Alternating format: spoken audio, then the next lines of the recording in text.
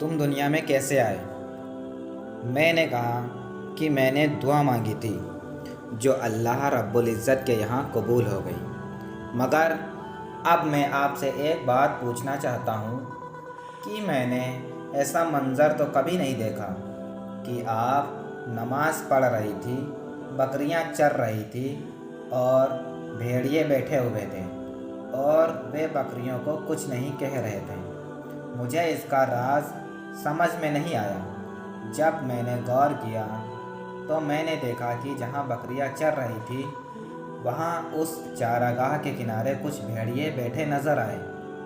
उन भेड़ियों की वजह से वे बकरियाँ कहीं बाहर नहीं भाग रही थी और एक जगह पर ही चर रही थी।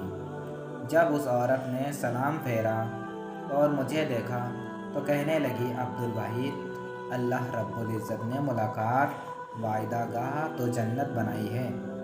तो फिर इस्लामिक स्टोरी इन हिंदी। लिहाजा मैं उस बस्ती की तरफ चल पड़ा। जाकर बस्ती वालों से पूछा तो उन्होंने कहा कि वो तो बकरियां चराती है और इस वक्त बाहर कहीं बकरियां चरा रही होंगी। फरमाते हैं कि मैं चल पड़ा। जब मैंने बस्ती से बाहर निकलकर देखा तो हैरान हुआ कि बकरियां एक ही जगह पर चर रही हैं और इधर उधर भागती भी नहीं हैं। और एक औरत पेड़ के नीचे खड़ी नमाज पढ़ रही है। शेख अब्दुल वाहिद रज़ी अल्लाह अन्हु फरमाते हैं कि एक बार मैंने अल्लाह ताला से दुआ मांगी कि ए अल्लाह, आपको जन्नत में जिसको मेरा साथी बनाना है दुनिया में ही मेरी उससे मुलाकात करा दीजिए।